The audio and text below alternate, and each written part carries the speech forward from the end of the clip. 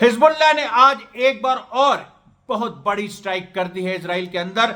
और जैसा कि पिछले 2 दिनों का पैटर्न है, हिजबुल्लाह और इजराइल के बीच लड़ाई और भीषण हो गई है। गाजा में जहां तक बात है, गाजा में ऑलरेडी इजराइल हथियार डाल चुका है। यह बात आज मैं आपको आगे बताऊंगा। इजराइल के पार्लियामेंटेरियन ने यह बात कह दी है।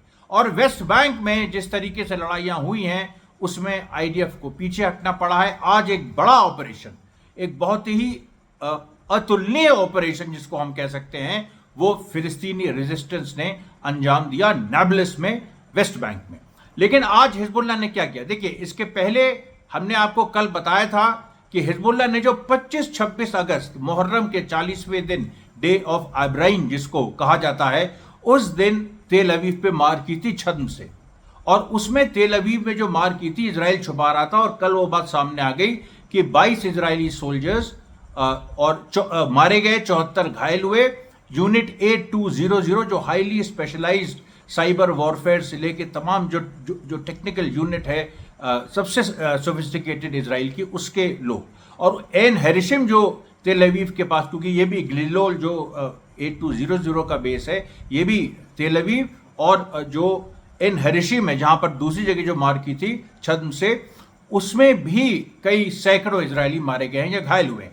आज देखिए लेकिन क्या हुआ, आज लेक टाइबेरियस, आप देखिए इजराइल का मैप, गैलीली रीजन है जो लेबनान से लगा हुआ है। अब गैलीली में दो मेन है, बल्कि 3 है, रुवैसत अल अलम, सफद और लेक टाइबेरियस। अब लेक टाइबेरियस और सफद का जो डिस्टेंस है करीब 17 से 18 किलोमीटर है। सफद जो है वो अपर गैलीली में आता है, लेक टाइबेरियस लोअर गैलीली में आती है। लेक टाइबेरियस वही है जिसको कभी सी ऑफ गैलीली कहा जाता था। अब यहां क्या था, यहां पर क्या था या अभी है, उसको काफी नष्ट कर चुका है हिजबुल्लाह। 282 इजराइल की special precision artillery and missile brigade का ये हेडक्वार्टर, 282 आईडीएफ की स्पेशल आर्टिलरी और मिसाइल प्रिसिशन ब्रिगेड, उसका हेडक्वार्टर ये लेक टाइबेरियस के पास था। और वहां पर हिजबुल्लाह ने जो मार की है आज, उससे न केवल उसका एक हिस्सा पूरी तरह से डिस्ट्रॉय हो गया है, बल्कि उसका एक जो उसके बगल में लेक टाइबेरियस में कई इलाकों ने आग पकड़ ली। और ये आग लोअर गैलीली में कभी नहीं लगी थी। कल मैंने आपको एक और चीज बताई थी कि बेरिया जो एक इलाका है जो थोड़ा ईस्ट में, थोड़ा वेस्ट में पड़ता है, वहां भी कल मार की थी। तो वो तो देखिए कवर कर लिया वो पूरा एरिया। लेकिन ये जो लेक टाइबेरियस वाला था, यहां पर पहुंचना हिजबुल्लाह के लिए एक चैलेंज था। कोई सोच नहीं सकता था कि हिजबुल्लाह यहां तक पहुंचेगा, क्योंकि हिजबुल्लाह ने देखिए पिछले दिनों अपने, हिजबुल्लाह कहता रहा उसके पास वेपन्स है और नए वेपन्स आए। हिजबुल्लाह ने वीडियो भी जारी किए हैं, कई वीडियोस, और मैंने इस यहां भी चर्चा की है, अपने एक्स हैंडल में भी डाले हैं, जिसमें वो इजराइल की एक एक एरिया को मैप कर सकता है, एकड़ तक, पूरा तेल अवीव के पास तक, एक एक एरिया में कहां कहां क्या छुपा है, छुपी हुई फैसिलिटीज है, सब उसने खोल के दिखा दी। फिर भी लोगों को विश्वास नहीं था। यह अजीब सी चीज है, ये विश्वास। दुनिया बदल रही है लेकिन लोग नहीं देख पा रहे।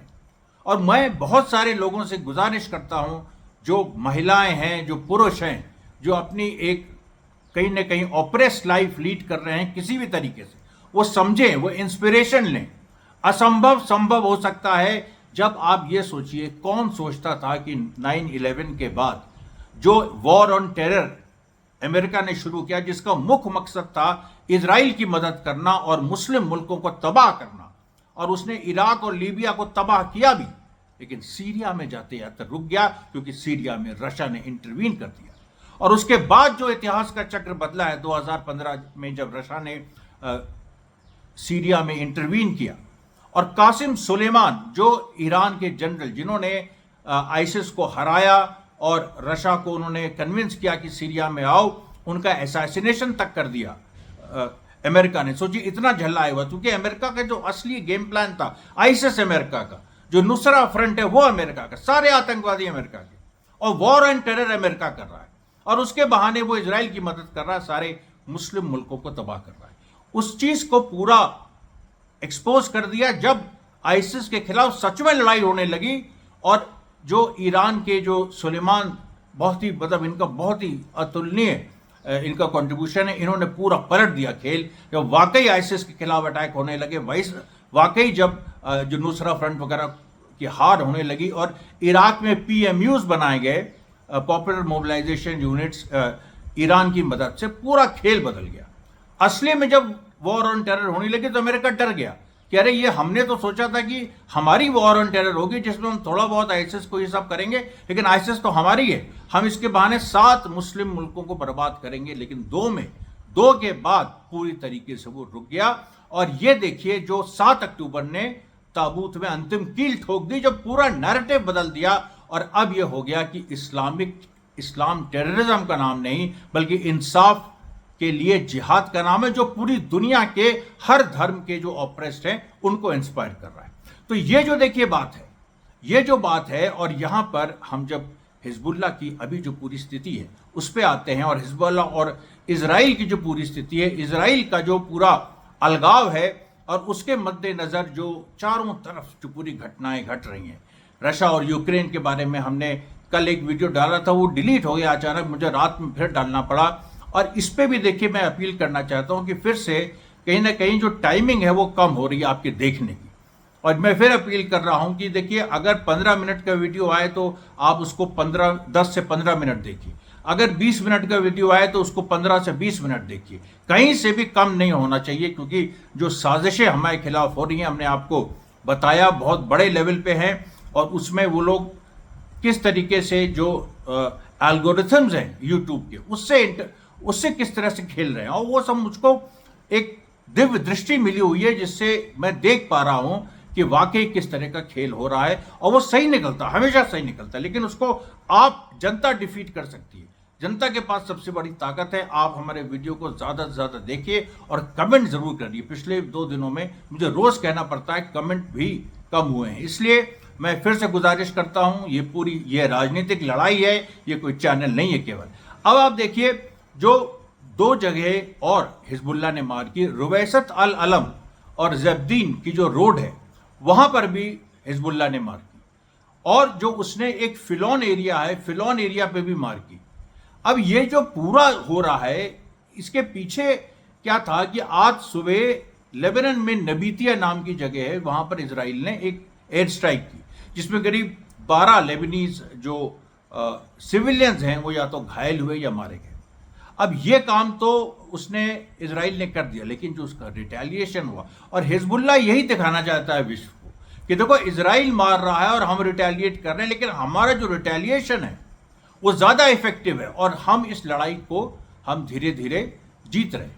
दूसरी बड़ी बात देखिए हिजबुल्लाह के साथ जो एक और हुई है कि लेबनान में जो डिविजन्स थे, मैं बार बार उसके बारे में, क्योंकि रोज नया डेवलपमेंट हो रहा है। कभी अल फज्र जो सुन्नी संगठन है वो हिजबुल्लाह के साथ आ जा रहा है, कभी क्रिश्चियन और ड्रूज संगठन है वो हिजबुल्लाह के साथ आ जा रहे हैं। आज फिर ड्रूज जो संगठन है लेबनान के, और एक बड़ा हिस्सा मजदल अल शम्स ड्रूज का इजराइल में भी है, और जहां इजराइल ने बमबारी खुद की और उसका ब्लेम लेबनान पे लगाने की कोशिश की थी, लेकिन ड्रूज जो लोग हैं, जो ड्रूज जनता है, उसने इजरायली नैरेटिव को रिजेक्ट कर दिया था। आज फिर ड्रूज जो बड़े ड्रूज पार्लियामेंटेरियंस हैं लेबनान की पार्लियामेंट में, उन लोगों ने कम से कम 4 MPs ने इस तरह से बयान दिए, और उसमें क्रिश्चियन भी थे, 2 ड्रूज थे 2 क्रिश्चियन। उन लोगों ने बयान दिए और उन लोगों ने कहा कि if it comes to choosing between the Lebanese government and Hezbollah, हालांकि हिजबुल्लाह का पूरा वो जो लेबनान की सरकार है उसमें उसका हिस्सा है, एक अजीब तरह का अरेंजमेंट है, वो बाद में कभी बताऊंगा आपको डिटेल में। वो लेबनीज सिविल वॉर वगैरह से निकला हुआ जो वेस्ट ने पूरा एक किया था उसके, लेकिन खेल को खराब कर दिया ईरान ने और हिजबुल्लाह ने। खैर, तो लेबनान में सेक्टेरियन डिवीजन बहुत जल्दी, क्योंकि वेस्ट ने उनको किया है, मतलब उनको प्लांट किया, सेक्टेरियन डिवीजन बहुत जल्दी उभर के सामने आ जाते हैं। तो वो चीज़ नहीं हो पा रही है। वो चीज़ 7 अक्टूबर के बाद से इतनी कोशिश हुई है, मैंने आपको बताया कि ब्रिटिश फोर्सेस अपनी ट्रूप्स वहां लैंड करने की बात कर रही हैं, लेकिन वो नहीं हो पा रही है। वो चीज़ जो है, अच्छा लेबनान में नहीं हो पा रही है, उसका असर जॉर्डन पे पड़ रहा है, उसका असर बाकी जगह पड़ रहा है। बाकी जगह जो इस तरह के छोटे छोटे अरब मुल्क हैं वहाँ हर जगह रेजिस्टेंस पैदा हो रहा है, ये मैंने आपको बात बताई। उसके बाद देखिए और एक बड़ा डेवलपमेंट होता है जो वेस्ट बैंक में। अब वेस्ट बैंक में आप देखिए नाब्लस, हमने आपको बताया कि पिछले दिनों जेनिन, तुलकरेम सब जगह डिस्ट्रॉय करने के बाद आईडीएफ को पीछे हटना पड़ा। किसी भी लड़ाई में आईडीएफ की फतेह नहीं हो पाई। जिस तरह की स्ट्रैटेजी, जिस तरह की टैक्टिक्स फिलिस्तीनी रेजिस्टेंस ने बनाई। लेकिन जो नाब्लस में आज हुआ वो बड़ा अद्भुत है। नाब्लस में देखिए एक बड़ा ऐतिहासिक एक माउंटेन है, माउंट गेराजिम। और माउंट गेराजिम, माउंट एबेल नॉर्थ में है नाब्लस के, और माउंट गेराजिम वो साउथ में, और उसके बीच डिस्टेंस करीब 32 किलोमीटर, 32 किलोमीटर। अब माउंट गेराजिम जो है, जो साउथ में है, वहां पर इजरायली सेटलर्स का एक पूरा एरिया है माउंट गेराजिम के थोड़ा नीचे, और इजरायली सेटलर्स ने वहां पर कब्जा किया हुआ है। और एक इजरायली सेटलर जिसने कुछ फिलिस्तीनियों को मारा था, और इस तरीके से सिविलियंस को, एक महिला को भी मारा था। और आज की बात केवल नहीं है, करीब 2-3 साल से वो इस तरह बड़ा नटोरियस आदमी, और वो छुपा हुआ था, उसको आईडीएफ ने छुपाया हुआ था। लेकिन वो वहीं उसी के सेटलमेंट का था, माउंट गेराजिम के पास। छुट्टियों में आया था वो, मतलब आईडीएफ के लिए काम करता है, क्लैंडस्टीन हो सकता है, मोसाद एजेंट हो या शिनबेत का एजेंट हो। वो आया था अपने घर, और माउंट गेराजिम में आप सोचिए कम से कम वो 2-3 साल पहले वहां से हट गया था। उसने और जगह भी जुल्म किए, वहां भी किया था, लेकिन वो ब्लैक लिस्टेड था। रेजिस्टेंस ने उसको ब्लैक लिस्ट किया, और पिछले 2-3 सालों में, खासतौर पे 7 अक्टूबर की बात, आप जानते हैं रेजिस्टेंस कितना बदल गया। लेकिन वो चीज, वो जो तार 2-3 साल पहले के थे, वो अभी भी बरकरार है। इसका मतलब है एक कंटिन्यूटी है रेजिस्टेंस में। और जो नाब्लस का रेजिस्टेंस है, उसने आप सोचिए स्नाइपर फायर से उस समय मारा इसको जब वो माउंट गेराजिम के ऊपर चढ़ रहा था। और माउंट गेराजिम 881 मीटर है, वो it is one of the tallest peaks of the entire Palestine area. West Bank का तो एक वन ऑफ द टॉलेस्ट वो पीक है। माउंट एबल थोड़ा उससे ज्यादा है, लेकिन आप देखिए तो ऐसा तो नहीं है, क्योंकि माउंट एबल के पास फिलिस्तीनी गांव है, लेकिन माउंट एबल से कोई ऐसी स्नाइपर बुलेट आज तक इजाद नहीं हुई 32 किलोमीटर जो फायर कर सके। मैक्सिमम .50 कैलिबर की वो 7 या 8 किलोमीटर वो चल सकती है, और बाकी जो बुलेट्स हैं वो 3 या 4 किलोमीटर उनकी रेंज होती है। तो ऐसा तो नहीं हो सकता कि माउंट एबल से उन्होंने मारा। उन्होंने कहां से मारा? वो जो, अगर मान लीजिए 3 या 4 किलोमीटर की, हम ये मान ले .50 कैलिबर बहुत ज्यादा वेस्ट बैंक में होगा, हालांकि गाजा में है, गाजा में हमास ने बनाई है .50 कैलिबर की स्नाइपर गन्स, लेकिन वेस्ट बैंक में उस तरीके से नहीं है। तो आप सोचिए कि वेस्ट बैंक में जो माउंट गेराजिम है, वहां पर वो चढ़ रहा था, उसको गोली मारी, उसी के नीचे इजरायली सेटलमेंट है, और उसके थोड़े ही मतलब 3 किलोमीटर को कोई डिस्टेंस ही नहीं है। इसका मतलब है इजरायली सेटलमेंट के अंदर से गोली चलेगी। और ये स्पेशल ऑपरेशन था जो पिछले करीब 12 दिन से प्लान हो रहा था। उन लोगों को पता था कि ये आदमी कब आएगा, इसका गांव कौन सा है, और ये इसकी, क्योंकि ऑलिव ट्रीज वहां पर गेराजिम जो माउंटेन, मतलब वो माउंट गेराजिम और माउंट एबल के बीच जो वैली है वही नाब्लस वैली है। तो वहां पर ऑलिव्स काफी उगते हैं, बड़ा खूबसूरत इलाका है। उसके बारे में बहुत सारे लोगों ने लिखा भी है, वेस्टर्न ट्रैवलर्स ने भी 19वीं सेंचुरी के लिखा हुआ है। तो अब ये बताइए आप कि ये जो पूरा जो 3 से 4 किलोमीटर दूर, इतनी बारीकी से देखिए चीजों को, 3 से 4 किलोमीटर जो दूरी से मारा है, ये इजरायली सेटलमेंट ही से तो मारा होगा, क्योंकि वो तो पहाड़ चढ़ रहा था, और उसको एक लंबा घात लगा के, मतलब जो फिलिस्तीनी फाइटर्स हैं उस इजरायली सेटलमेंट में जो माउंट गेराजिम के फुटहिल पे है, वहां पर कई दिनों से होंगे ना, कई दिनों से वो लोग मौजूद होंगे और डिस्गाइज में होंगे, और लोकल्स को पता होगा कि वो होंगे वहां। और उन लोगों ने एक मचान टाइप भी बनाई थी जहां से शूट किया, और वो मचान जो है वो लोकल इजरायली सेटलर समझ रहे थे कि वो ऐसे ही कुछ शूटिंग प्रैक्टिस के लिए, कुछ इजरायलीज हैं जो शूटिंग प्रैक्टिस के लिए उसका इस्तेमाल कर रहे हैं। ये इस तरीके से चकमा दे के, वो करा के, घात लगा के माउंट गेराजिम में मारा है। उसके बाद क्या हुआ कि जो आईडीएफ ने जब ये सुना कि उनका एक इतना बड़ा ऑफिसर मारा गया है, और आईडीएफ का मतलब शिनबेत का भी हो सकता है, मोसाद का भी हो सकता है, बहरहाल इजरायली एस्टैब्लिशमेंट का इतना बड़ा ऑफिसर, तो उधर से एक जो दहिया एरिया है वहां से एंटर करना शुरू किया। अब दहिया जो है वो वैली का हिस्सा है नाब्लस में, और जब दहिया से उन्होंने एंटर करना शुरू किया तो माउंट गेरिजिम से यानी ऊंचाई से उन पे गोली चली।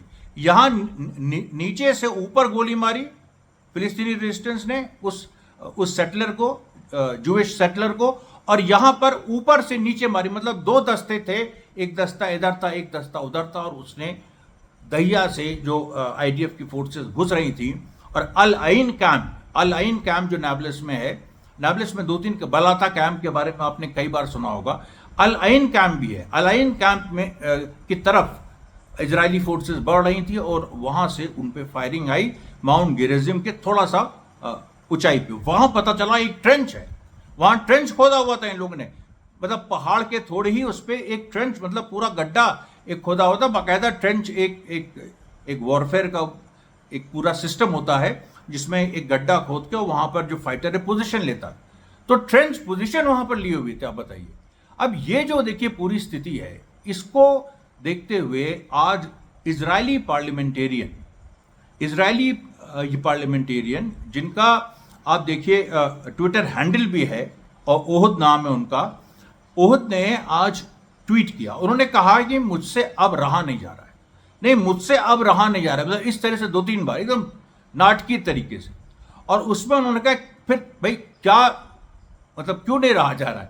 तो ये बात उन्होंने कही कि आईडीएफ झूठ बोल रहा है। आईडीएफ कह रहा है कि हमने गाजा में, और वही बात देखिए मैं जो कह रहा हूं कि गाजा में इजराइल हार चुका है। तो इस एमपी ने कहा इजराइल के कि आईडीएफ कह रहा है कि गाजा में, राफा में हमने हमास की सारी फोर्स को एलिमिनेट कर दिया और करीब 2000 लोग हमने मार दिए राफा में, केवल राफा में 2000 लोग मार दिए।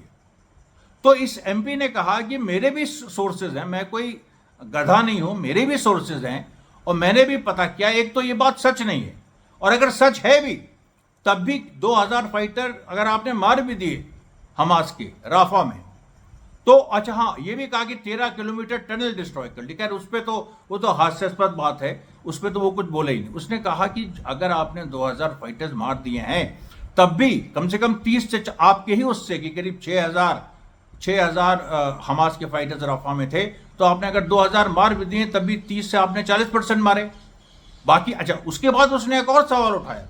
उसने कहा कि पैलेस्टीनियन इस्लामिक जिहाद जो है, पैलेस्टीनियन इस्लामिक जिहाद वो भी तो है वहां, उसके हजारों फाइटर्स है, उसके बारे में क्यों नहीं कभी कुछ बोलते? जबकि जो पूरी जो रिपोर्ट्स आती हैं राफा से, लगातार जो रिपोर्ट्स आती हैं वो ये आती हैं कि हमास और पैलेस्टीनियन इस्लामिक जिहाद और भी जो 1-2 और वहां पर फॉर्मेशंस हैं, कभी कभी अल आसिफा फोर्सेस भी, मुजाहिदीन ब्रिगेड्स भी, पीएफएलपी की ब्रिगेड्स, इस तरह की जो अबू मुस्तफ़ा ब्रिगेड्स हैं पीएफएलपी की, जो मार्क्सिस्ट ऑर्गेनाइजेशन है, डीएफएलपी वो भी मार्क्सिस्ट ऑर्गेनाइजेशन, इन सारे लोगों की ब्रिगेड्स वहां हैं। वो तो नॉर्थ गाजा में भी है, साउथ गाजा में भी है। कभी ये क्यों नहीं कहते हो कि हमने पैलेस्टीनियन इस्लामिक जिहाद को न्यूट्रलाइज कर दिया? बल्कि एक बात, अभी एक खबर आई थी कल की या परसों की, जिसमें इजराइल ने कहा था कि हमने पैलेस्टीनियन इस्लामिक जिहाद से अलग से डील करने की कोशिश की, लेकिन उन्होंने मना कर दिया। हमने पीएफएलपी से, क्योंकि पीएफएलपी का बहुत बड़ा इंटरनेशनल नेटवर्क है, तो पीएफएलपी से बाकी जगह के जो लेफ्ट फोर्सेज हैं उनके माध्यम से मीडिएट करने की कोशिश की। तो पीएफएलपी ने उन लेफ्ट फोर्सेज को, दूसरे देशों की, मतलब वो देश कौन है ये भी पता नहीं, उन पे थूक दिया, उन पे कहा कि तुम लोग गद्दार हो गए हो, तुम लोग ज़ायनिज़्म के साथ हो गए हो, तुम लेफ्टिस्ट नहीं रहे। ये बात जो है खुल के सामने आ गई। अब आप बताइए कि इस समय जो पूरा एक अंतर्राष्ट्रीय माहौल बना हुआ है, जो नेटो के खिलाफ पुतिन ने मोर्चाबंदी कर रखी है और सीधे उसने थ्रेट दे दिया। आज रशिया के फॉरेन मिनिस्टर सर्जियो लावरोव, उन्होंने साफ साफ कह दिया कि नेटो तैयार हो जाए, चाहे वो 33 देश हों, चाहे 73 देश हों, तुम 40 देश और शामिल कर लो, हम उन सब के खिलाफ, रशिया के पास वो ताकत है और रशिया के एलाइज के पास, क्योंकि रशिया के पास चाइना है, रशिया के पास नॉर्थ कोरिया है, रशिया के पास ईरान है, और पूरा अगर इसकी बात आ जाएगी, भारत जो कहता है ग्लोबल साउथ की हम लीडरशिप लेना चाहते हैं, तो तुम्हें ग्लोबल साउथ की लीडरशिप ऐसे नहीं मिलेगी, क्योंकि वहाँ ब्राज़ील भी रशिया के साथ है, वेनेजुएला भी रशिया के साथ है, लैटिन अमेरिका में। अगर ग्लोबल साउथ की लीडरशिप लेनी है तो बेटा तुम्हें बंदूक उठानी पड़ेगी अमेरिका के खिलाफ, भारत को।